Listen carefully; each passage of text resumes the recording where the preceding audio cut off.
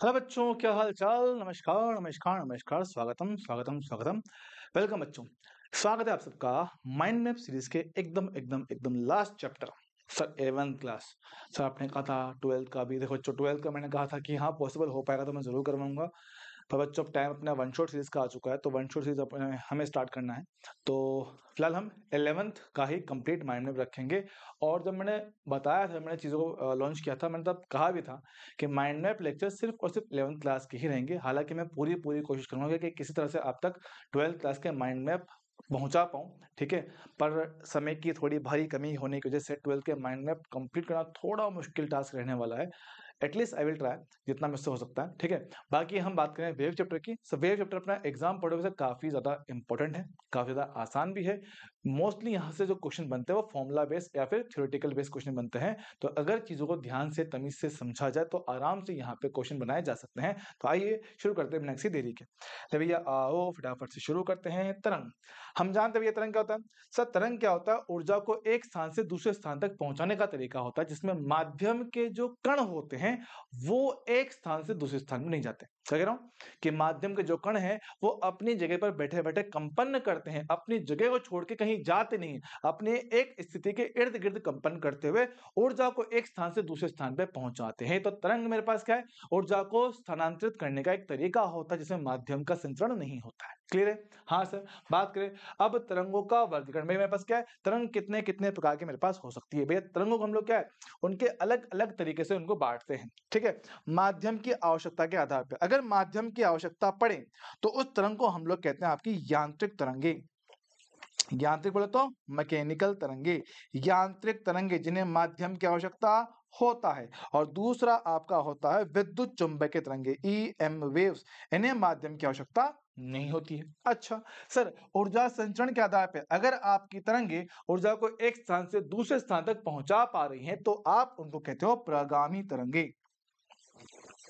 प्रगामी तरंगे इन्हें कहा जाता है, ठीक है, जो संचरण करती हैं। और जिन तरंगों से ऊर्जा का संचरण नहीं हो पाए उन्हें हम लोग बोलते हैं अप्रगामी तरंगे, बोले तो आपकी स्टेशनरी वेव्स। अप्रगामी तरंगे जिनसे ऊर्जा का संचरण नहीं होता है, दो फिक्स बिंदुओं के बीच में आपकी ऊर्जा फंसी हुई रह जाती है, ठीक है। अगर आपकी ऊर्जा का संचरण सिर्फ एक दिशा में होता है उसको बोलते हैं एक विमीय तरंगे, वन डायमेंशनल तरंगे, है ना, एक विमीय।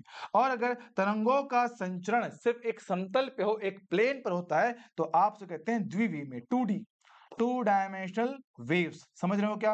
और अगर तरंगों का ऊर्जा का संचरण सभी दिशाओं में होता है तो आप उसको बोलते हो त्रिविमीय। सब बहुत बढ़िया, नाम से अपने को क्लियर है, वेरी गुड। बात समझते हैं। कण के कंपन की दिशा के आधार पे अगर कण का कंपन तरंग संचरण दिशा के लंबवत होता है तो आप उन्हें कहते हो अनुप्रस्थ तरंगे, ट्रांसवर्स वेव, अनुप्रस्थ तरंगे इनको कहते हैं।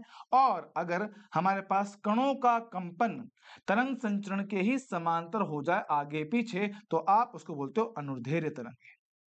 क्या कहते हैं? अनुदैर्ध्य तरंगे उन्हें कहा जाता है। ये सारी बातें आई होप आप सभी को पता होगा। सर जी हाँ, ये बात मैं अच्छे से समझता हूँ क्या? बिल्कुल समझता हूँ। अब बारी बारी से जरा में बात करते हैं। तो सबसे पहले हमारे पास कुछ खास बातें, कुछ नोट वाली बातें जो अपने को याद रखना पड़ेगा। सुनिए क्या कहते हैं। हम कह रहे हैं यहाँ पर क्या कि यांत्रिक तरंगों के संचरण के लिए माध्यम में प्रत्यास्था और जड़त्व का गुण आवश्यक होता है। कि भैया माध्यम के अंदर प्रत्यास्था और जड़त्व का गुण होता है तभी उनके अंदर से तरंगे आपकी चल सकती हैं। सर क्यों? प्रत्यास्था वस्तु का वह गुण होता है जिसकी वजह से आपकी जो वस्तु है अपने वास्तविक अवस्था को प्राप्त करने का प्रयास करती है। तो जैसे कि अपने पास होता है SHM, सरल आवर्त गति, तो हर एक कण अपनी माध्य अवस्था पे आने का प्रयास करता है, वो होता है प्रत्यास्था की वजह से। अब माध्य अवस्था पे आना चाहता है लेकिन रुक नहीं पाता है, क्यों? क्योंकि जड़त्व है, गति का जड़त्व भैया। लगातार चल रहा था तो चलते चलते उसकी गति में कोई बदलाव होता है तो वस्तु उस बदलाव का विरोध करता है। हाँ सर, तो प्रत्यास्था और जड़त्व ऐसे गुण हैं जिनकी वजह से कण वास्तव में कंपन कर पाते हैं और ऊर्जा को एक स्थान से दूसरे स्थान पे संचरित कर पाते हैं। ठीक है, चलेगा। अच्छा, अब ठोस पदार्थों के अंदर आपके अनुप्रस्थ और अनुदैर्ध्य दोनों तरह की तरंगे चल सकती हैं। अनुप्रस्थ भी और अनुदैर्ध्य भी दोनों तरह की तरंगे आपकी चल सकती है ठोस पदार्थों के अंदर। लेकिन द्रव और गैस नेक्स्ट में द्रव और गैस के भीतर आपकी अनुदैर्ध्य बोले तो लॉन्गिट्यूडनल वेव चलती है। अनुदैर्ध्य तरंगे मेरे पास चलती हैं, लॉन्गिट्यूडनल वेव मेरे पास चलता है। अच्छा ध्यान देते हैं। तो यहाँ पे क्या होता है, द्रव की सतह पे है ना, द्रव की सतह पर, द्रव की सतह पे भाई मेरे पास क्या होता है, आपका अनुप्रस्थ और अनुदैर्ध्य दोनों तरंगे बनती है। पानी की सरफेस होती है, हाँ सर, वहां पे अनुप्रस्थ और अनुदैर्ध्य दोनों ही तरंगे बनते हैं। लेकिन अगर बात करें द्रव के अंदर, अंदर तो भाई सिर्फ और सिर्फ अनुदैर्ध्य तरंगे ही बन सकता है। आई होप ये पॉइंट सबको क्लियर रहा होगा। हाँ जी सर। अब बात करेंगे ट्रांसवर्स वेव। कौन सी ट्रांसवर्स, जो आपका पीछे था सर, ट्रांसवर्स बोले तो वही आपकी अनुदैर्ध्य, एकदम यहाँ पे सर कौन सी है, अनुदैर्ध्य, कि जहां तरंग चलता है उसके समांतर कण कंपन करते हैं, अनुदैर्ध्य तरंग। ठीक है, अनुदैर्ध्य तरंग। चाहो तो शॉर्ट में यहाँ पे नोट कर लेना, तरंग के समांतर कणों का कंपन होता है। तरंग के समांतर कणों का कंपन हमारे पास होता है, चलेगा। हाँ सर। तो y बराबर a sin omega t minus के एक्स प्लस वाई, ये क्या है, सिर्फ सामान्य समीकरण। यहाँ पास क्या है, यह सामान्य समीकरण सर किस चीज का, आपके प्रगामी तरंगों का। अच्छा, तो ट्रांसवर्स मैकेनिकल वेव है ना, ट्रांसवर्स मैकेनिकल वेव और आपके प्रगामी तरंग, जिससे तरंगे में बस ऊर्जा आगे संचित होता है, ये उसका एक सामान्य समीकरण है। अच्छा ध्यान देंगे सर, ए क्या होता है, आयाम, ओमेगा कोणीय आवर्ती, जिसका फॉर्मूला 2 बटा टी या 2 इंटू एफ होता है। के को हम लोग बोलते हैं कोणीय तरंग संख्या, फॉर्मूला होता है के बराबर 2 बटा लैम्बडा। ओके सर, और 1 बटा लैम्बडा हम लोग बोलते हैं तरंग संख्या कहते हैं। अच्छा अब समझेंगे सर, हम कैसे पहचानेंगे कि दिया हुआ समीकरण मेरे पास आपका अनुप्रस्थ का है या अनुदैर्ध्य का। समझो, इसके एक छोटी सी बात समझाता हूँ। नहीं भैया यहाँ पे ऐड करता हूँ उसको, ये देखो सर, अगर आपकी समीकरण में देखो ये रहा ए साइन ओमेगा टी माइनस के एक्स, सामान्य बात करते हैं। सबसे पहले तो यहाँ पे जो भी आपका निर्देशांक होता है उस दिशा में तरंग आपका चलता है। मतलब यहाँ पे x है तो x दिशा में तरंग आपका चल रहा है, x दिशा में तरंग चल रहा है। सर x में कौन सा, प्लस x के माइनस x, समझना भैया, ये डिसाइड मेरे पास किससे होता है, यहाँ के चिन्ह से।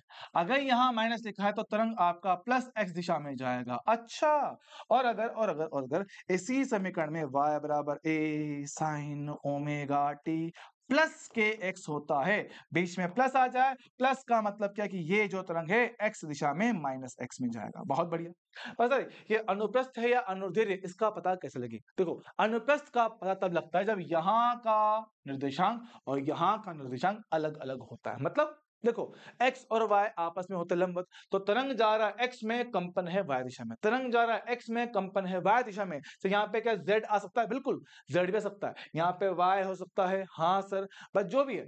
अगर ये दोनों निर्देशांक अलग अलग है तो वो दिखाते हैं अनुप्रस्थ को। ओहो हो, हम कह रहे हैं कि ये दोनों अलग अलग हैं, अलग अलग होंगे तो ऐसी अवस्था में क्या बनेगा, आपको अनुप्रस्थ ट्रांसवर्स वेव देखने को मिलेगा। बहुत बढ़िया।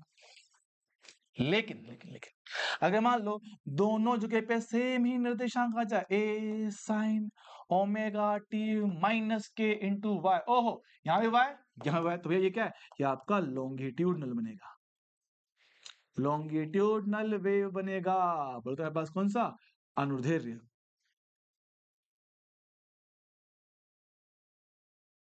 अनुदैर्ध्य तरंगे मेरे पास बनेंगी। बोलो भाई क्लियर है क्या, हाँ जी सर, बहुत बढ़िया, very good very good very good. चलो बात करते हैं अब कुछ खास बातें।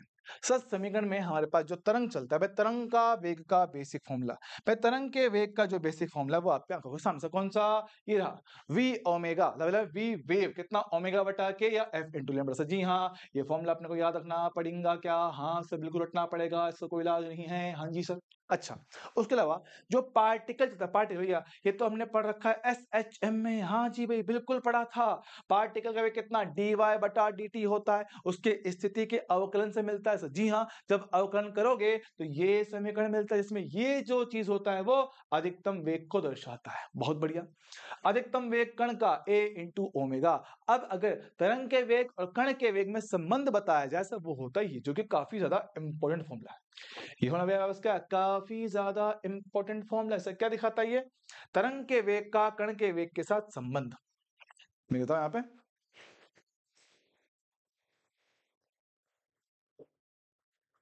तरंग के वेग व कण के वेग में संबंध, वेग में संबंध ये दिखाता है। ठीक है, मैंने यहाँ पे लिखा भी हुआ है। ठीक है, लिखा भी हुआ है। ये वीपी क्या है? कण का वेग डीवाई बटा डी क्या होता है? स्लोप होता है, ढाल होता है, और ये क्या होता है? तरंग का वेग मेरे पास होता है। अच्छा, तो कुल मिला के भैया तरंग आपको दिखता ऐसा है। सबसे ऊपर वाले बिंदु को हम लोग हिंदी में कहते हैं श्रृंग, और सबसे नीचे वाले बिंदु को हम लोग बोलते हैं गर्त। अच्छा है सर, बहुत बढ़िया है, बहुत बढ़िया है, बहुत बढ़िया। ठीक है, आई होप हमें इसमें कोई समस्या नहीं होना चाहिए। आगे बढ़ता हूँ। तरंग की तीव्रता हम लोग जानते भैया, तीव्रता हमने कई बार पढ़ा हुआ। तीव्रता क्या होता है सर? तीव्रता होता है आपके एकांक समय में एकांक एरिया पे आने वाली ऊर्जा को हम लोग बोलते हैं तीव्रता। यस सर, तो E बटा टी क्या होता है? पावर होता है सर। जी हाँ, पावर होता है एनर्जी बटा टाइम, तो पावर बन गया पावर अपॉन एरिया। अब तरंग के लिए जो भी सोर्स का इस्तेमाल करते हैं उसका पावर मेरे पास होता है फिक्स। तो अलग अलग तरह के स्रोत मेरे पास हो सकते हैं। ठीक है, अब क्या होता है, हम अगर किसी तरंग के लिए ऊर्जा की बात करें, उसकी इंटेंसिटी की बात करते हैं, तो वो मेरे पास कुछ ये फॉर्मूला बन गया था, जो कि याद रखना पड़ेगा। फॉर्मूला बन गया था भैया, इसको थोड़ा याद रखना पड़ेगा क्या? हाँ जी सर, इसको जरा अपने दिमाग में सेट कर लियो। ठीक है, फॉर्मूला काम का है। क्यों भैया? क्योंकि इसका काम आपको 12th क्लास में वेव ऑप्टिक्स में पढ़ जाता है, इस फॉर्मूला का। ठीक है, फॉर्मूला पता होना चाहिए सर। ठीक है, अब इस फॉर्मूला में आप लोग देख पाओगे आई समानुपाती है ए स्क्वायर ओमेगा स्क्वायर। सर ए क्या है? आयाम। ए क्या है मेरे पास है? आयाम। और ओमेगा तो आपको पता ही है कोणीय आवर्ती होता है। हाँ सर, तो आई समानुपाती ए स्क्वायर इंटू ओमेगा स्क्वायर होता है। अब अलग अलग सोर्स, अगर पॉइंट सोर्स है, बिंदु स्रोत है, तो उसके हिसाब से बिंदु स्रोत से निकलने वाली जो ऊर्जा होती है वो आपका ऐसे वृत्तीय क्षेत्रफल पे बट जाता है। तो आई समानुपाती वृत्तीय पार्ट का क्षेत्रफल 4 पाई आर स्क्वायर, तो आर स्क्वायर के व्युत्क्रमानुपाती होता है। वहां देखो, क्या आई समानुपाती ए का स्क्वायर, जब आई का मान ए स्क्वायर रखोगे तो स्क्वायर से स्क्वायर जाएगा, ए बटा आर आएगा। ये बात मैं आपको पहले करवा चुका हूं, तो ये बात याद रखने का है। हाँ सर, क्योंकि इसके क्वेश्चन यहाँ पर भी बनाए जा सकते हैं। ठीक है, ये बात हम लोग ऑलरेडी देख चुके हैं, पहले देख चुके हैं, है ना। ठीक है, लाइन के लिए आएगा, लाइन सोर्स के लिए अनंत का सोर्स हमारे पास क्या है, उसके लिए इंटेंसिटी और ए दोनों मेरे पास सेम आते हैं। अगर बता दिया है मैंने ऑलरेडी तो याद रखिएगा, नहीं बता तो भी याद रखना है। ठीक है, आगे बात करते हैं रस्सी में अनुप्रस्थ तरंगे। भाई रस्सी, भैया रस्सी को ऐसे बांध कर एक तरफ से ऊपर नीचे करोगे तो उसमें जो तरंगे बनती है उनका जो वेग बनता है सर, वो वेग मेरे पास कितना? अंडर टी बटा म्यू होता है। सर टी क्या होता है? टी मेरे पास होता है रस्सी में तनाव। म्यू क्या होता है? आपकी एकांक लंबाई का द्रव्यमान। तो मेरा कितना था? एकांक लंबाई पे द्रव्यमान, या बोले मेरे पास कितना भैया? द्रव्यमान एम बटा एल इसको कहते हैं। ठीक सर, और हम चाहे तो म्यू को बदल के भैया रो इंटू ए भी कह सकते। रो क्या है? रो आपका डेंसिटी है। ठीक है, रो इंटू आपका एरिया बन जाए। ए बोले तो एरिया, ए बोले तो एरिया। ठीक है, और तनाव बटे एरिया को हम लोग सिग्मा बोले तो प्रतिबल, बोले तो स्ट्रेस कह सकते हैं। बहुत बढ़िया, स्ट्रेस इसको कहा जा सकता है। बोलो क्या? Tension T upon area. चलेगा? हाँ जी सर, तो ये फॉर्मूला डायरेक्ट याद रखना है, फॉर्मूला बेस्ड क्वेश्चन बनता है, तो बहुत टिपिकल चीज नहीं आती। अच्छा, ध्वनि तरंगे अब ध्वनि तरंगे बात करें। भाई ध्वनि तरंगे वो तरंगे जिनकी वजह से क्या है, हमारी बातें आप लोग सुन पा रहे हो, या फिर हम जो बोलते हैं अपने आसपास के लोगों को वो सुन पाते। सर क्यों? ध्वनि तरंगों की वजह से। अब ध्वनि तरंगे भैया सिर्फ और सिर्फ चलती है माध्यम में। तो सबसे पहले बात तो क्या है, ये एक अनुदैर्ध्य तरंग होती। अच्छा, मतलब कि इनमें जो कण होते हैं वो तरंग के साथ साथ कंपन करते हैं, समांतर में कंपन करते हैं। अच्छा, दूसरी बात क्या होता है, आपकी जो साउंड वेव्स होती हैं ये आपकी यांत्रिक तरंगे भी होती हैं। मतलब क्या, अनुदैर्ध्य भी है और यांत्रिक भी है। तो भैया कणों का कंपन, कणों का जो कंपन है वो एक तो तरंग के समांतर होता है, और इनको चलने के लिए माध्यम की आवश्यकता होता है, बिना माध्यम के ये चल नहीं सकती हैं। अच्छा है सर, अब माध्यम चाहिए, माध्यम कौन सा? ठोस, द्रव्य, गैस? अरे किसमें भी आपका साउंड वेव ठोस में, द्रव में, गैस में, सभी में चल सकता है, बस जिनमें भी चलेगा उनमें अनुदैर्ध्य तरंगों के रूप में ही चलेगा। ठीक है,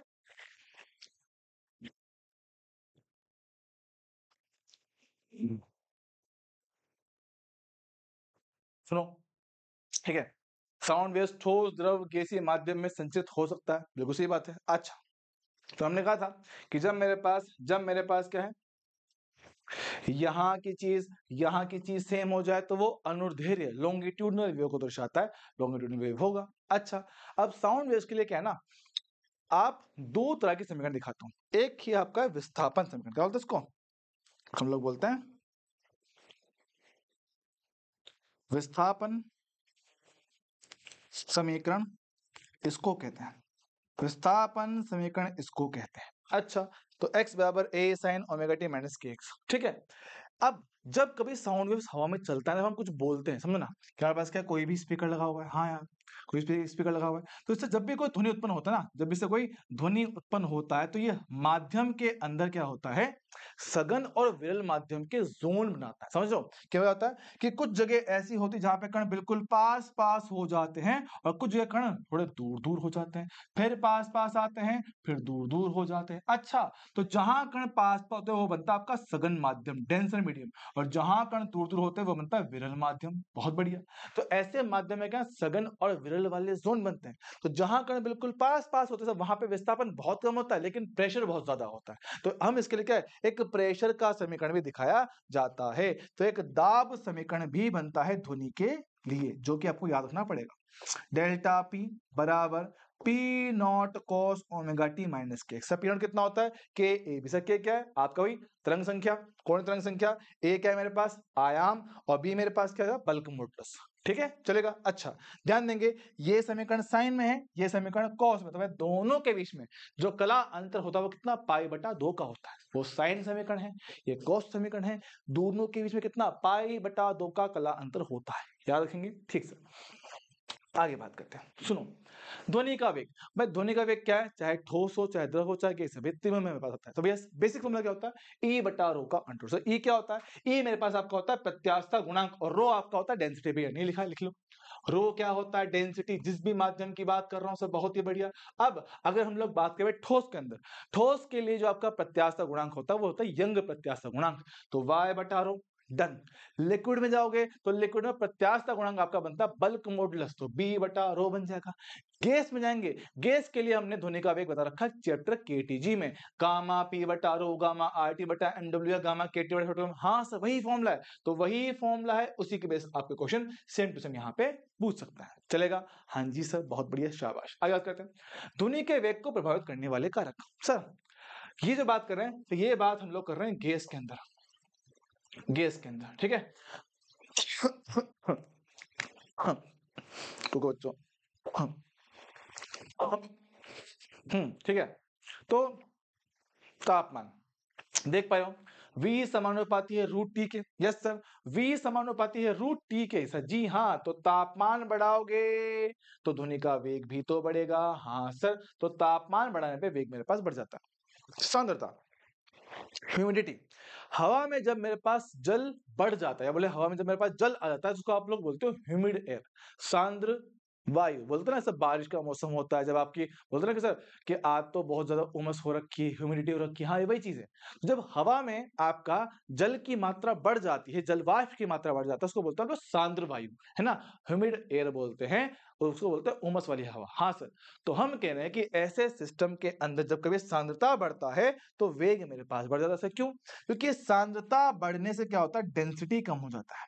सांद्रता बढ़ने से डेंसिटी कम हो जाता है, और डेंसिटी कम होने से वेग भी मेरे पास बढ़ जाता है। समझ रहे हो क्या, तो डेंसिटी, सांद्रता बढ़ने से डेंसिटी कम होता है, डेंसिटी कम होने से मेरे पास वेग बढ़ जाता है। बहुत बढ़िया। अच्छा, और जो ध्वनि का वेग है वो प्रेशर पर निर्भर नहीं करता। भैया प्रेशर को कम करो ज्यादा करो कोई फर्क नहीं पड़ता है, प्रेशर से फर्क नहीं पड़ता है, जब तक तापमान से, जब तक तापमान नियत है, प्रेशर से ध्वनि के वेग पे कोई फर्क नहीं पड़ेगा। क्लियर है क्या, हाँ जी सर। अगला बात, अब ध्वनि तरंगों के कुछ अभिलाक्षणिक गुण होते हैं। एक होता है लाउडनेस। लाउडनेस भी नाम से क्लियर है कि आवाज कितना तेज है या कितना धीमा है, वो दिखाता है लाउडनेस, है ना। आवाज का ध्वनि का वह गुण जिसकी वजह से उसकी है ना, वो कितना अधिक है या कितना कम है, वो जो एहसास होता है वो होता है लाउडनेस से। अच्छा, अब जो लाउडनेस होता है वो निर्भर करता है स्रोत के आकार आकृति पर, कि भैया सोर्स जितना ज्यादा बड़ा होगा लाउडनेस उतनी ज्यादा आती है। सर छोटा स्पीकर कम आवाज, बड़ा स्पीकर बड़ी आवाज, और बड़ा स्पीकर शानदार आवाज। हाँ जी हाँ, तो जितना बड़ा सोर्स होता है जैसे उसकी आकृति होती है उसी के हिसाब से उसका साउंड आपको कम ज्यादा देखने को मिल जाता है। ठीक है, चल जाएगा। हाँ जी सर, बहुत ही बढ़िया, very good, very very very good. ये कौन आया है, मच्छर होगा तुम, ओहो, इसको मार दीजिए क्या, बड़ा परेशान करेगा। बच्चों एक मिनट ना, सर थोड़ा ठिकाना लगाते हैं, एक रुकिएगा। हाँ भाई, इसकी लास्ट ठिकाना अपन लगा दिया है। आई होप सो वापस नहीं आएगा। चलो भाई कंटिन्यू करते हैं, ठीक है।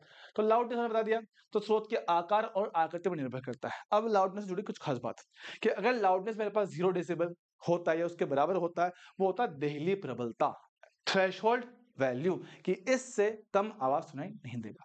0 डेसिबल मतलब सुनाई ही नहीं देगा कि भाई कुछ क्या हो रहा है, ना कुछ सुनाई नहीं आएगा, सही, ठीक है।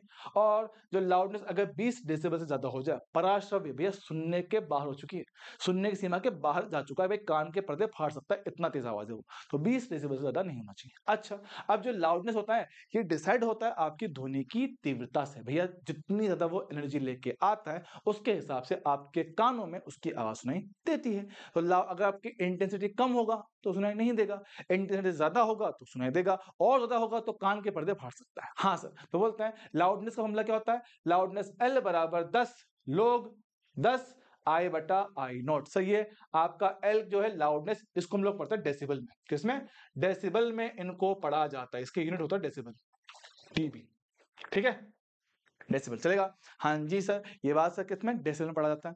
और डेल्टा एल आपकी प्रबलता का अंतर, L2 minus L1 10 log 10 I2 बटा I1, ठीक है सर। आई क्या होता है यहाँ पे, इंटेंसिटी, क्या बोलते हैं, तीव्रता उसको कहते हैं। तो आई नोट तो मेरे पास क्या है, आपकी दहली तीव्रता होती है भैया, कि ये कम से भी कम आपका साउंड के पास इंटेंसिटी होना चाहिए, तब जाके आप उसको सुन पाओगे। तो आई नोट का मान 10 की घात -12 वोल्ट प्रति मीटर स्क्वायर। तो ये कब यूज करना है, जब आपको किसी दी गई एक इंटेंसिटी के लिए लाउडनेस पूछे, और अगर आपको दो अलग अलग इंटेंसिटी दे रखा है, उनके बीच का अंतर पूछा हुआ है, तो ये इस्तेमाल करने का। तो कुछ बेसिक मेरे पास फॉर्मूला है, लोग बेस 10 का, लोग बेस 3 का, लोग बेस 10 का, है ना, 10 10 के साथ मेरे पास ये आपको पता होना चाहिए, रटा होना चाहिए, ठीक है। बात करते हैं आगे, यहाँ देखो, पिच, तारतुल, ध्वनि की तीक्ष्णता, कि भैया आवाज कितना तीखा है, आवाज कितना तीखा है, भैया लगता है ना कुछ आवाज कानों में बहुत चुभती है, हाँ से ये वही चुभना है। हम बोलते हैं कि आवाज कितना तीखा, कितना तीक्ष्णता है, वो होता है पिच, और ये डिसाइड होता है फ्रीक्वेंसी के साथ। फ्रीक्वेंसी जितनी ज्यादा होती है आवाज में, तीक्ष्णता उतना ज्यादा होता है, वो कान में हमें आवाज उतनी ही ज्यादा चुभता है। अच्छा, तो इंटेंसिटी से नहीं, ये डिसाइड होता है स्रोत की आवृत्ति से, फ्रीक्वेंसी ज्यादा तो पिच भी ज्यादा। नंबर 3 सर क्वालिटी, कि आवाज की जो क्वालिटी, जो साउंड का जो क्वालिटी होता है वो डिसाइड होता है उसकी वेव के आकार के से। भैया वेव जितना अच्छा बनता है, वेव जितनी स्मूथ बनता है उतना स्मूथ आपको आवाज सुनाई देता है। तो साइनोसोडल वेव भी, साइन वाला वेव भी जितना अच्छा बनता है उतना आपको क्लियर क्रिस्प साउंड मस्त सुनाई देता है, ठीक है सर, सुनेगा। अच्छा, अब दो तरंगों का अध्यारोपण, ये इस चैप्टर का सबसे बड़ा पोर्शन है, सबसे बड़ा भाग है। दो तरंगों का अध्यारोपण मतलब क्या है, कि दो तरंगे आपस में मिल रही हैं, दो तरंगे आपस में मिल रही हैं। अब जब कभी दो तरंगे आपस में मिलता है तो उस किसी बिंदु पे जहां पे वो मिल रहा है, उस बिंदु पे जो आपको परिणामी विस्थापन देखने को मिलता है, जो आपको परिणामी विस्थापन देखने को मिलता है, वो दोनों तरंगों के विस्थापन का सदिश योग, क्या बोलते हैं, दोनों तरंगों के विस्थापन का सदिश योग मेरे पास होता है। लेकिन अब क्या है, हमारे सिलेबस में तरंगों के मिलने को हमने 3 मेजर पार्ट में पढ़ना है सर। पार्ट नंबर 1 इंटरफेरेंस, जो कि हालांकि हम लोग वेव ऑप्टिक्स में बहुत डिटेल में पढ़ते हैं, लेकिन यहाँ बस थोड़ा नाम है इंटरफेरेंस व्यतिकरण। सही है, कब होता है, ये आपको तब देखने को मिलता है जब कभी दो तरंगे जिनका फ्रीक्वेंसी, आवर्ती समान है, क्या बोलते हैं, कि समान दिशा में चलते हुए समान आवर्ती की दो तरंगे इस प्रकार मिले कि उनके बीच का कला अंतर क्या है, नियत है। क्या कह रहा हूं, दो तरंगे समान दिशा में चलते हुए समान आवर्ती के साथ इस प्रकार मिले कि उनके बीच का कला अंतर नियत हो, तो आपको व्यतिकरण प्रारूप मिलता है। इसमें क्या होता है, तो व्यतिकरण भाई सिर्फ इतना होता है, क्या बोलते हैं, अलग अलग बिंदुओं पर, अलग अलग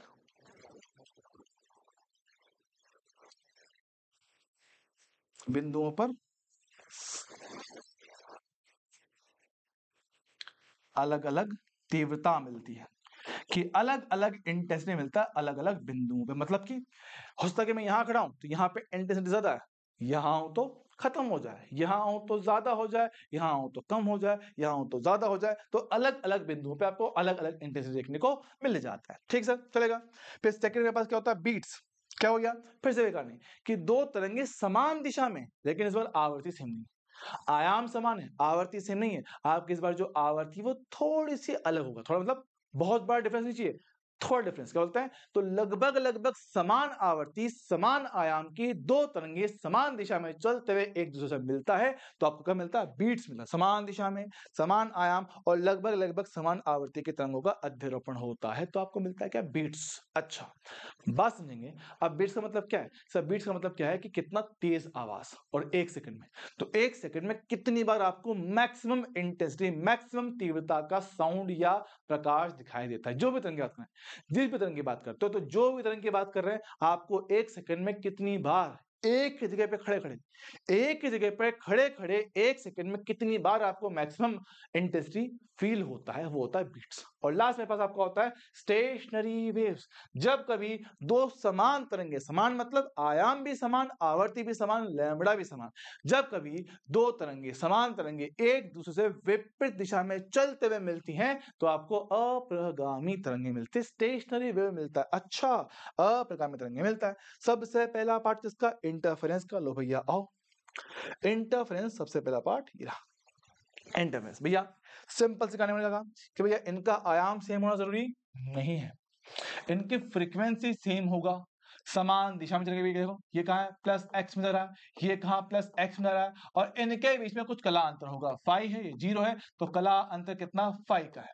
तो भैया पहले का आयाम a1 है, दूसरे का आयाम a2 है, और इनके बीच में कला या बोले कोण कितना, फाई है। सही है, देखो क्या है, बिल्कुल वेक्टर जैसे दिखता है। हाँ सर, दो सदिशों का योग, तुम लोग जानते हो, दो सदिश का परिणाम जो निकलता है वो निकलता है P square plus Q square plus 2p की cos थीटा का अंडर रूट। यस सर, तो वही formula a1 square a2 square 2a1 a2 cos phi under root. अच्छा, हमने थोड़ी देर पहले फॉर्मूला दिखाया था इंटेंसिटी का, कितना 1/2 रो ए स्क्वायर ओमेगा स्क्वायर इंटू छोटा वी था, ये था ना। चेक कर लें एक बार।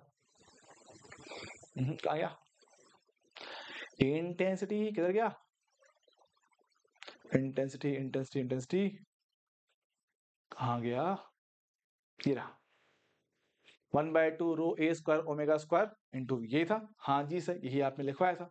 तो इसी के बेस में मैं कह रहा हूँ, तो इसी वजह से बस क्या इंटेंसिटी आई समानुपाती होगा स्मॉल ए स्क्वायर। सर ओमेगा क्यों नहीं लिखा, क्योंकि ओमेगा दोनों का सेम ही है। अरे हाँ सर, तो आई समानुपाती ए स्क्वायर, तो जब आप दोनों तरफ स्क्वायर करोगे तो ए स्क्वायर बनेगा आई आर, A1 स्क्वायर बनेगा I1, A2 square A2 I2, और A1 का मान रूट I1, A2 का मान रूट I2, यहीं से रूट आई होता है समानुपाती ए के। यस, तो इसके आधार पर क्या है, परिणामी तरंग का आयाम और परिणामी तरंग की तीव्रता आपको मिल जाता है। परिणामी तरंग का आयाम और परिणामी तरंग की तीव्रता आपको मिल जाता है। अब ये तो क्या बेसिक फॉर्मूला है, लेकिन क्या है इसमें कुछ स्पेसिफिक पॉइंट बहुत ज्यादा पूछे जाते हैं। कौन कौन से समझना, कि यदि मेरे पास क्या है, जो फाई की बात करो, फाई क्या है, फाई है यहाँ पे दोस्त कला अंतर, फाई क्या है, कला अंतर, और डेल्टा एक्स आपका होता है पथ अंतर, कि दोनों तरंगों की पथ की लंबाइयों का अंतर, पथ अंतर। अच्छा सर, पथांतर होता है, मेरे पास ये हो गया। अब इसके हिसाब से अगर दोनों तरंगे जो आपस में मिल रहा है, अगर उनका फेज डिफरेंस कला अंतर 2 पाई का पूर्ण गुणांक हो या पथ अंतर लैम्ब्डा का पूर्ण गुणांक हो, तो इसको हम लोग बोलते हैं कंस्ट्रक्टिव इंटरफेरेंस, संपोषी व्यतिकरण इसको कहते हैं। और ऐसी अवस्था में क्या है, परिणामी आयाम जो होता है वो सबसे ज्यादा, मतलब कि ए मैक्सिमम A1 प्लस A2 बनता है। सेम तरह से इंटेंसिटी भी क्या होता है, सबसे ज्यादा होता है I maximum root I1 plus root I2 का होल स्क्वायर। बहुत बढ़िया, शाबाश। सेम टू सेम तरीके से अगर मेरे पास क्या होता है, आपका फेज डिफरेंस क्या होता है, पाई का विषम गुणांक होता है, मतलब 1 3 5 7 9 विषम गुणांक, तो विषम गुणांक होता है, या फिर लैम्ब्डा बटा 2 का विषम गुणांक होता है, पार्ट डिफरेंस, तो इसको हम लोग बोलते हैं विनाशी व्यतिकरण की अवस्था, डिस्ट्रक्टिव इंटरफेरेंस। और इस केस में होता है, आपको आयाम मिलता है सबसे कम A1 माइनस A2, इंटेंसिटी मिलता है सबसे कम root I1 minus root I2 का होल स्क्वायर। चलेगा, हाँ जी सर, डायरेक्टली ये फॉर्मूले रटने हैं, याद रखने इन कंडीशन के साथ, चलेगा। हाँ सर, बहुत बढ़िया, वेरी वेरी वेरी गुड। मैं यहाँ पे एक चीज ऐड करता हूँ, आपके फेज डिफरेंस का रिलेशन नहीं लिखा है क्या मैंने इसमें, यार लिखा तो होना चाहिए था। चलो कोई नहीं, मैं ऐड करता हूँ, मैं ऐड करता हूँ। देखो मेरे पास क्या ना, फेज डिफरेंस का संबंध होता है कलांतर के साथ, समझना। ओहो, यहाँ कैसे पहुंच गया, ये फायदा तो यहाँ होना चाहिए था। ओहो, लगता है तुम्हारा साथ धोखा हुआ दोस्त, ये फाई यहाँ पर है, ठीक है, और मैं बता रहा हूं, और यहाँ पर फेज डिफरेंस का पार्ट डिफरेंस का संबंध, तो फेज बटा 2 पाई लैम्बडा डेल्टा एक्स बटा लैम्बडा और डेल्टा टी बटा कैपिटल टी, इनका आपस में संबंध होता है। ठीक है, तो इनको आपस में आप लोग इंटरचेंज कर सकते हो, कि हमने आपको अभी रिसेंटली वेव ऑप्टिक्स में बताया था। सर जी हाँ, बिल्कुल आपने चीज बताई थी, तो आपको ये बात एकदम एकदम एकदम पता होना चाहिए। आई होप यहाँ पे हमें कोई समस्या, टेंशन, दुख वाली बात नहीं होगा। चलेगा दोस्तों? हाँ जी सर, बात करते हैं अब कुछ खास बातें जो मेजरली क्वेश्चन पूछता है। सब कहाँ पूछता है सर? वो इस पे पूछता है, कि इनसे पूछता है अनुपात के, इंटेंसिटी का अनुपात I1 बटा I2 कितना होता है? A1 बटा A2 का होल स्क्वायर। अधिकतम तीव्रता न्यूनतम तीव्रता का अनुपात, हाँ सर, क्योंकि I समानुपाती होता है A स्क्वायर के, तो उसके हिसाब से Amax अपॉन A मिनिमम का स्क्वायर। Amax कितना? A1 plus A2। A minimum कितना? A1 minus A2। और Imax और I मिनिमम का फॉर्मूला हमारे पास ये भी तो है, तो इनको भी वहां पे रख के अनुपात निकाल सकते हो। अब इनसे जुड़ा क्या होता है? एक छोटा सा एक्सपेरिमेंट होता है, क्विंकिस क्विंकिस ट्यूब है ना, क्विंकिस ट्यूब फिर क्या होता है? इसके मदद से आप लोग ये पता लगा सकते हो कि मान लो जो भी आप लोग ध्वनि का स्रोत इस्तेमाल करो, जैसे क्या होता है? ट्यूनिंग फोक होता है, हमारे पास एक ट्यूनिंग फोक है, या विसल ले लो, है ना, ट्यूनिंग फोक है।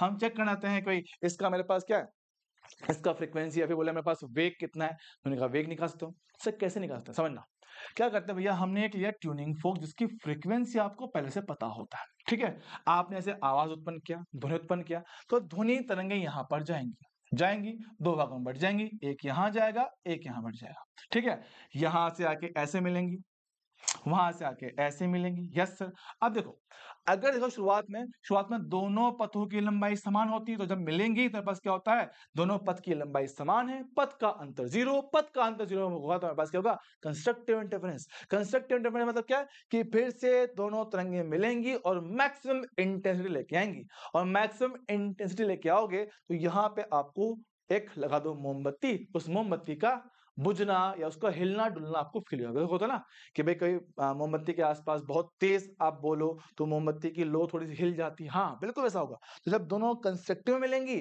मैक्सिमम इंटेंसिटी प्राप्त होगा और आपको मोमबत्ती हिलती डुलती दिखाई दी जाएगी। हाँ सर। अब ये कहते हैं इसका ये वाला हिस्सा क्या होता है? चल फिर सकता है। तो भैया अगर मैं इसको एक तरफ सरका दूं लंबाई एल के साथ, तो लंबाई एल यहां भी बढ़ेगा, लंबाई एल यहां भी बढ़ेगा, तो एक तरफ सरका देने से पथ का अंतर जो उत्पन्न होता है वो होता है 12। अब अगर जो ये 12 है, अगर आपको मोमबत्ती बुझता हुआ नजर आता है, तो वो होता है कंस्ट्रक्टिव इंटरफेरेंस, मतलब जो 12 है वो लैम्बडा का पूर्ण गुणांक होगा। अगर मुझे कैंडल में जरा भी फर्क नजर नहीं आ रहा है, मतलब दोनों तरंगे आपस में खत्म हो चुकी है, डिस्ट्रक्टिव इंटरफेरेंस हुआ है, तो वही 12 क्या है? लैम्बडा बटा 2 का विषम गुणांक होगा। सही, क्या है? पार्ट डिफरेंस था, पार्ट डिफरेंस पीछे लिखवा है देख, पार्ट डिफरेंस यहाँ पर है, पार्ट डिफरेंस वहां पर है। हाँ सर, तो इसके हिसाब से क्या है, आप लोग सॉल्व करके लैम्बडा निकाल पाओगे। जब लैम्बडा मिल जाएगा, फ्रीक्वेंसी पता है, तो ध्वनि का वेग v बराबर f इंटू लैम्बडा से निकाला जा सकता है। चलेगा। हालांकि इस पे क्वेश्चन कई सालों से नहीं पूछा गया, लेकिन सिलेबस का हिस्सा तो अपन ने देख लिया, कोई दिक्कत वाली बात नहीं। यहाँ बात करता हूँ बीट्स। हमने कहा था भैया बीट्स मेरे पास क्या, समान दिशा में चलती है दो तरंगे जिनकी फ्रीक्वेंसी लगभग लगभग सेम होता है और आयाम समान होता है। ठीक है, ए और ए फ्रीक्वेंसी लगभग लगभग सेम होगा, लेकिन एग्जैक्टली सेम नहीं होगा। जब ये मिलेंगे तो आपको समीकरण मिलेगा कुछ ऐसा, ऐसा मिलेगा। तो ये जो पहला हिस्सा होता है ये दिखाता है आपके आयाम को, ऐसा आयाम जो समय के साथ बदल रहा है। अब आयाम अगर बदलेगा तो इंटेंसिटी बदलेगा, एक ही जगह पर आपका आयाम समय के साथ बदला है, आयाम बदल रहा है तो उसका इंटेंसिटी मेरे पास चेंज होगा सर। जी हाँ, और इंटेंसिटी चेंज होगा। एक मिनट ना, एक मिनट रुकेंगे बच्चों, एक मिनट। ठीक है, मेरे पास क्या, आपका आयाम बदलेगा तो इंटेंसिटी बदलेगा। तो बोल रहा है कि एक ही स्थान पर एक सेकंड में तरंग की अलग अलग तीव्रता आपको प्राप्त होता है, वही होता है बीट्स का मतलब। अच्छा, और जो यहाँ पे लिखा होता है सही, ये आपका होता है बीट का फ्रीक्वेंसी। हो क्या होता है? Beat frequency. और ये आपका क्या होता है? तरंग का तीव्रता, तरंग की तीव्रता ओमेगा 1 प्लस ओमेगा 2 बटा 2, मतलब कि औसत मान। तो लिखा हुआ अपन ने, कहां गए? ये दो बार सेम पेज क्यों आ गया? रुकना यार, ये दो बार सेम पेज क्यों आ गया है?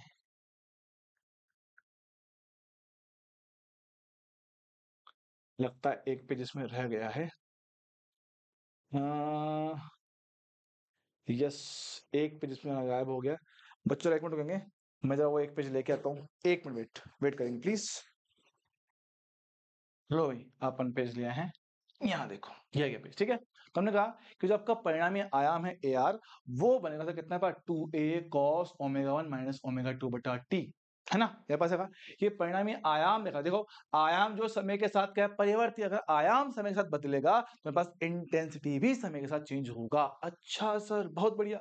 और जो परिणामी तरंग की तीव्रता है, जो आवृत्ति है, वो ओमेगा 1 प्लस ओमेगा 2 बटा 2 होगा। और बीट फ्रीक्वेंसी बोले तो मेरे पास क्या है, आपका बीट फ्रीक्वेंसी बोलता है प्रस्पंद आवृत्ति। प्रस्पंद आवृत्ति उसको विस्पंद बोलते हैं, मैं भूल गया, विस्पंद आवृत्ति, विस्पंद आवर्ती से क्या होता है, F1 माइनस F2। देखो बस हम जानते हैं कि जो कोस का समीकरण है, हम जानते हैं कि पूरे एक साइकिल में आपको दो बार अधिकतम विस्थापन मिलता है, अधिकतम आयाम मिलता है। हाँ सर, एक साइकिल में क्या है, दो बार अधिकतम आयाम मिलता है। दो बार अधिकतम आयाम मिलेगा तो मतलब डबल मिल रहा है ना, तो इसका डबल कहा गया, इसका डबल आपको मिलेगा मैक्सिमम इंटेंसिटी, उसको बोलते हैं beat frequency F1 minus F2, प्रति सेकंड प्राप्त अधिकतम तीव्रता या आयाम। चलेगा। अच्छा जरूर के बच्चों, पता नहीं क्यों हिचकी आ रही है, कौन नालायक याद कर रहा है। अच्छा सुनेंगे, फिर क्या होता है ट्यूनिंग फोक, क्या होता है ट्यूनिंग फोक, क्या होता है, एक चिमटे जैसी संरचना होती है जिसका, उसको आप लोग है ना कहीं दीवार में मारो तो उसमें से आवाज उत्पन्न होता है। हाँ सर, तो हम ये कह रहे हैं कि स्वेत्र को भारित करने पर उसकी आवृत्ति घट जाती है और उसको हल्का करने पर क्या उसकी आवृत्ति बढ़ जाती है। भारित करने के लिए जनरली उस पर वैक्स लगा दी जाती है, मोम लगा दी जाती है, और हल्का करने के लिए जनरली उसको घिस दिया जाता है। तो जब जब उसकी भुजाएं ऐसे जो ना यू आकार में जो भुजाएं होती है, भुजाओं को भारी करोगे तो उसकी आवर्ती मेरे पास कम हो जाता है, भारी कर दोगे तो उसकी आवर्ती कम हो जाता है, हल्का करने पर उसकी आवर्ती मेरे पास बढ़ जाता है। अब बीट्स वाले क्वेश्चन आप लोगों ने क्लास में देखे हुए हैं, देखा हुआ है, हाँ सर। अब जनरली यहाँ पे क्या होता है ना, एक चीज बड़ा कंफ्यूज करती है बीट्स के क्वेश्चन, हालांकि होते बहुत आसान लेकिन बच्चे बहुत कंफ्यूज होते हैं, क्योंकि एक चीज हमसे पूछता है कि भैया हमने किसी एक सूत्र को घिस दिया या भारी कर दिया, तो अब आपकी बीट्स बढ़ रही हैं घट रही हैं, क्या हो रहा है, वो वाले केस मेरे पास आते हैं। तो भैया सिंपल सा फंडा है, देखो F1 माइनस F2 n हो सकता है, या फिर F2 माइनस F1 आपका n हो सकता है। हमें नहीं पता कि इनमें से बड़ा कौन सा, इनमें से बड़ा कौन सा, तो भैया आप दोनों केस लेके चलते हो, ये वाला भी और ये वाला भी। अब क्वेश्चन के सेकंड पार्ट में आपसे वो अक्सर ये कहता है कि भैया हमने किसी एक ट्यूनिंग फोक को या स्वेटर को हल्का कर दिया, भारी कर दिया, तो बीट्स बढ़ रही हैं कम हो रही है, ऐसी वो बातें करता है। तो समझो, अब दोनों केस बन सकते हैं, तो उसके हिसाब से जहां फंडा हमारे पास थोड़ा दिक्कत देता है, क्या बोलते हैं, समस्या कहाँ आती है कि आगे वाला कम हो या पीछे वाला बढ़े। तो ऐसे केस में जब आगे वाला कम हो रहा हो या पीछे वाला बढ़ रहा हो, तो ऐसे केस में क्या होता है, आपका बीट्स जो है बीट्स होती है सब पहले वो कम होती हैं, फिर 0 होती है, फिर बढ़ जाती है, ऐसा होता है। सर कैसे, देखो दिखाता हूँ। बात करते हैं, मान लो इस वाले केस की बात करता हूँ। इस वाले केस में मान लो हम F1 को बढ़ा रहे हैं, अगर F1 को बढ़ाएंगे तो मेरे पास F1 बढ़ेगा तो आगे वाली संख्या बढ़ रहा है, पीछे वाले में नो चेंज। देखो आगे वाले बढ़ने की बात है क्या, नहीं सर, समस्या आगे वाले बढ़ने में है ही नहीं, तो आगे वाला बढ़ रहा है तो बीट्स, तुम बढ़ोगे तो बीट्स बढ़ जाएंगे।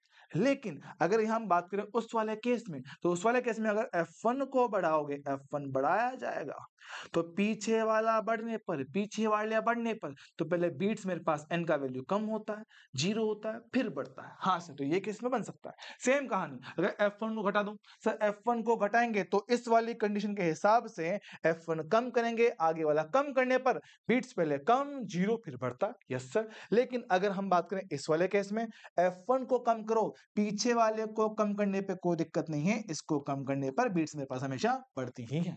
तो वही बातें मैंने यहाँ पे बता रखा, यही केस है, इससे ज्यादा नहीं पता। देख लो बस F2 बढ़ा रहा हूँ, दो ही केस बनते हैं, या तो F1 माइनस F2 या F2 माइनस F1। पीछे वाले को बढ़ाओगे तो दिक्कत है, आगे वाले को बढ़ाओगे कोई दिक्कत नहीं है। कम कर रहा हूँ F2 को, पीछे वाले को कम करो कोई दिक्कत नहीं है, आगे वाले को कम करो तो दिक्कत होता है सर। जी हाँ, ये बात अपने को क्लियर होना चाहिए, ठीक है चलेगा। हाँ जी सर। तो जब कभी कोई तरंग किसी दृढ़ सिरे से और सघन माध्यम से टकराती है, तो तब परावर्तित किरण में पाई बटा 2 का कलांतर उत्पन्न होता है। हो थक गया रे मैं तो, समझो कि जब कभी कोई, तो ये बीट्स का पार्ट, बीट्स का पार्ट भाई इतना ही है, इससे टफ इसमें नहीं आता। हालांकि जब तक क्वेश्चन नहीं करोगे ये चीजें आपको बहुत अजीब लगने वाली, जब तक क्वेश्चन नहीं करोगे चीजें बहुत अजीब लगता है, लेकिन हाँ करवा दूंगा, गारंटी मेरी है, ठीक है। समझो, जब कभी कोई तरंग किसी दृढ़ सिरे से अथवा सघन माध्यम से टकराती है तो परावर्तित किरण के में क्या होता है, पाया को कलांतर उत्पन्न होता है, ये बात याद रखने का है। अब सर टकराने की बात तो कर रहे हो, देखो मैंने तरंग को भेजा, टकरा के वापस आएगा, तो एक तरंग जा रही है, एक टकरा के वापस आ रहा है, तो दो तरंगे आपस में मिलेंगी। यस सर, विपरीत दिशा में समान तरंगे आपस में मिलती है, क्या बनता है, अप्रगामी तरंगे। ओके सर, तो अप्रगामी तरंगे मुझे मिलने वाली है सर। अब अप्रगामी तरंगे, अच्छा सर, स्टेशनरी वेव वह तरंगे जिनमें ऊर्जा का संचरण एक स्थान से दूसरे स्थान पर नहीं होता है सर। क्यों, क्योंकि दोनों तरंगे क्या है, समान तरंगे एक दूसरे से विपरीत चलते भिड़ गई। भैया तुम भी सेम ही थी, हम भी सेम ही थे, समान ताकत के थे, मिलके भिड़ के खत्म हो गए। मतलब क्या है, ना तो तरंग वहां गई ना तरंग यहाँ गई, कुल कितना विस्थापन हुआ, 0। भाई तरंगे पर कहीं गई नहीं, तो क्या होता है, ऐसी अप्रगामी तरंगों के लिए खास बातें याद रखनी है क्या होती है। फिर से गंदा भेजा गया, हाँ ये पेज दोबारा आ गया, यहाँ बात करते हैं। हाँ मेरे पास क्या है, अप्रगामी तरंगे, भाई सामान्यतः इनकी समीकरण कुछ ऐसा आएगा, 2a sin sin, 2a sin cos, 2a cos sin, 2a cos cos, ऐसा कुछ भी मेरे पास बन सकता है। बस याद रखना, एक में kx होगा, एक में ओमेगा टी होगा।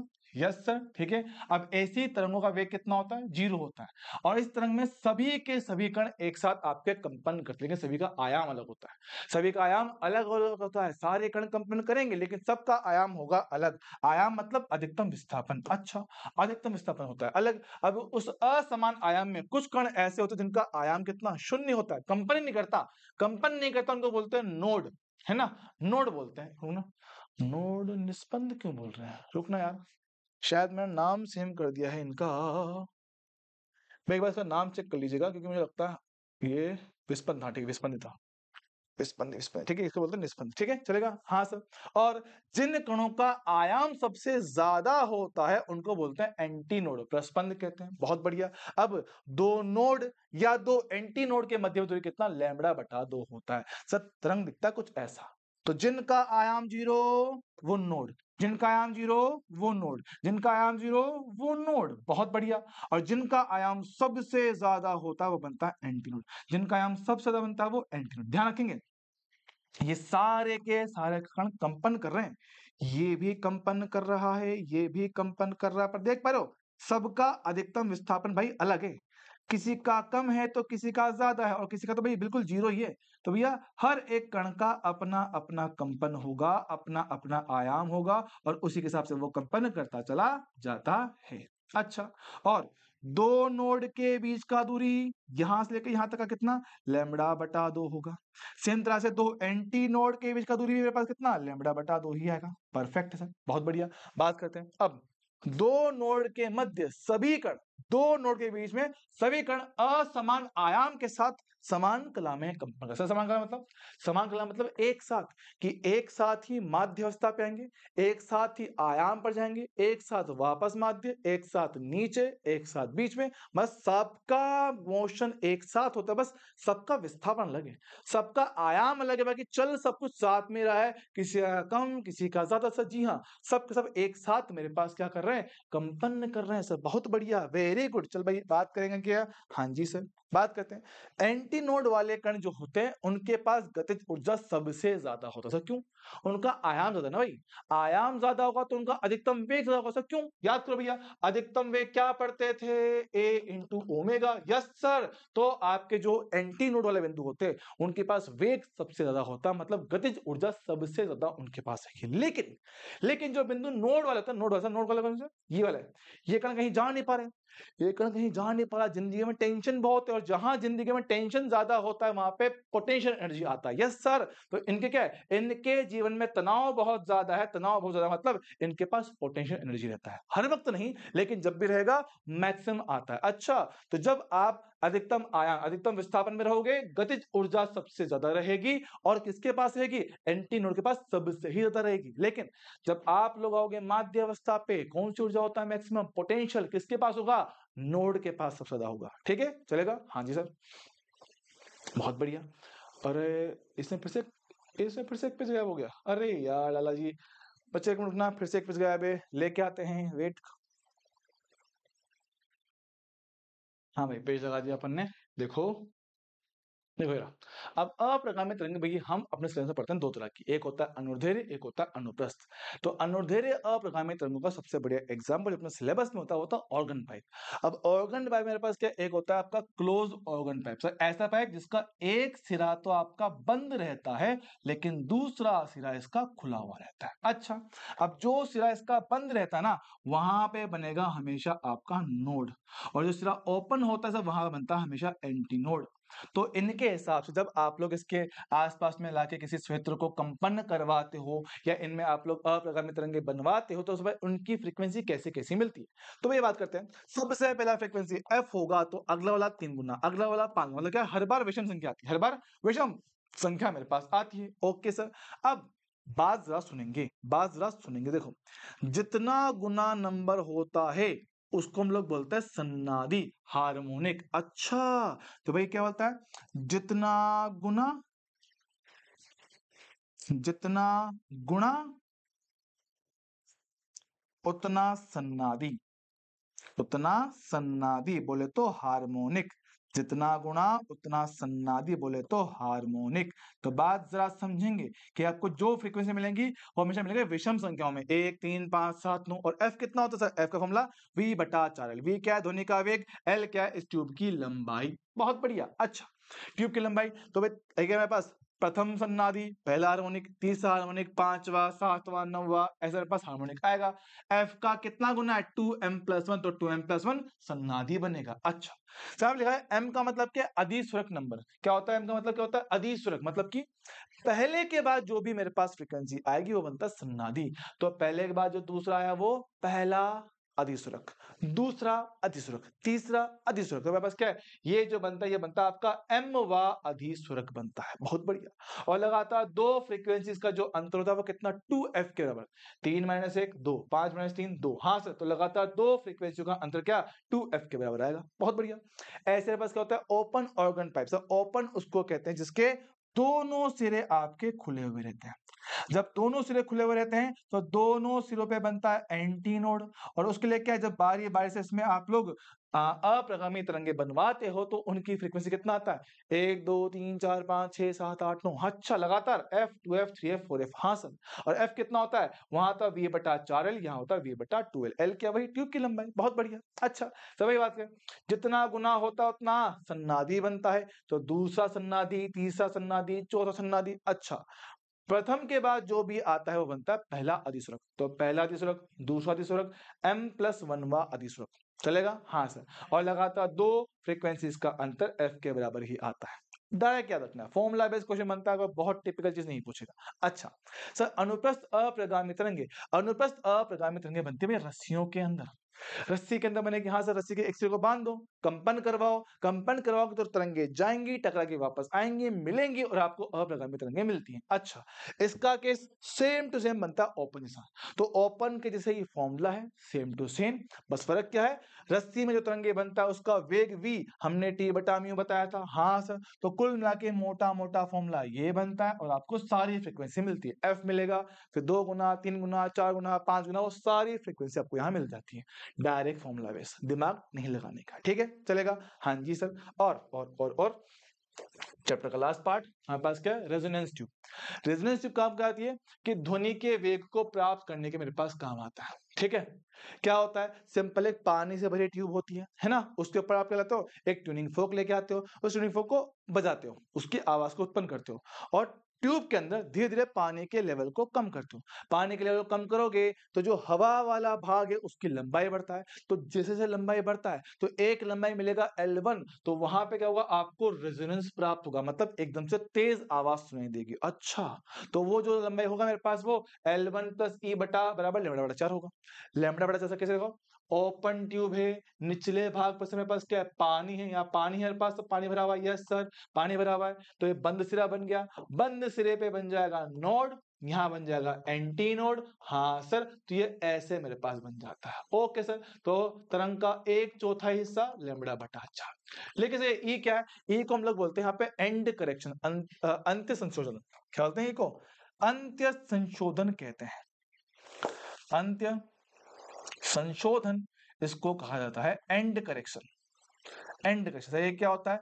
एंड करेक्शन में ये होता है कि आपका जो एंटी नोड होता है ना, वो ठीक यहां नहीं बनता, थोड़ा बाहर बनता है, थोड़ा बाहर बनता है, तो ये जो दूरी होता है उसको बोलते हैं ई। अच्छा, फिर ऐसे ही जब इसमें पानी का लेवल धीरे धीरे और भी कम किया जाता है, और भी कम करते हो, तो नई लंबाई आपको कितना L2 मिलता है। मेरे पास क्या है, शुरुआत में लंबाई L1 आया था, तो बाद में कितना L2 आएगा, तो शुरुआत में L1 प्लस ई लैम्बडा बटा 4 बनता है, और अगली बार में, अगले वाले हिस्से में, रुकेगा, अटको मत भैया, अटको मत, अगले वाले भाग में हम कह रहे हैं कि वही ट्यूब आपने पानी के लेवल को थोड़ा और भी ज्यादा कम कर दिया, मान लो पानी हमारे पास क्या यहाँ आ गया, तो इस बार क्या होता है, इस बार होगा ये कि ट्यूब के अंदर यहाँ पे आज भी आपका वही नोड, यहाँ पे आज भी आपका एंटी नोड, बस फर्क क्या है, ये थोड़ा ऐसे बनेगा।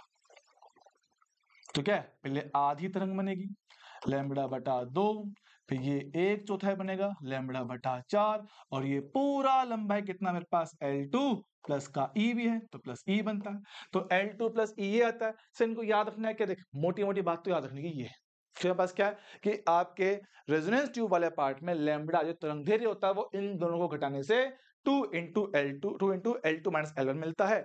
अब लैम्बडा पता है, ट्यूनिंग फोक का फ्रीक्वेंसी पता होगा, तो V बराबर F इंटू लैम्बडा से V निकाल सकते हो। ठीक है, ट्यूनिंग फोक का आपको पता होता है, भी आपने कौन सा ट्यूनिंग फोक इस्तेमाल किया, तो उसका फ्रीक्वेंसी आपको पहले से पता होता है, तो F पता है, इन दोनों से लैम्बडा मिलेगा, V मिल जाएगा। अगर आपसे पूछे अंत्य संशोधन, तो भैया इनको फिर से सॉल्व करोगे, तो इस बार आपको E का वैल्यू कितना L2 माइनस 3L1 बटा 2 ये मिल जाएगा। डायरेक्टली फॉर्मूला याद रखना, अपना काम आराम से हो जाता है, चलेगा? हाँ जी सर, बहुत बढ़िया। और यहाँ पे अपना होता है चैप्टर की समाप्ति। ठीक है, बात समझेंगे, मुझे पता है सर आपने सब चीजों को बहुत डिटेल में नहीं समझा है, होगा भी नहीं सर, क्यों कि माइंड मैप है दोस्त, माइंड मैप है, हम ये चीजें ऑलरेडी पढ़ चुके हैं, हम बस इनको शॉर्ट सिंपल तरीके से रिवाइज कर रहे हैं, ताकि आपको याद है कि ये मोटी मोटी बातें हमें क्या याद रखना है, तो हमने वो बताया आपको इसमें। ठीक है, डिटेल के लिए अपने पास वन शॉट आएगा सी, तो वहां पे उसको आराम से देखेंगे। ठीक है, बाकी मिलेंगे अगली बार, तब तक के लिए ओके टाटा बाय।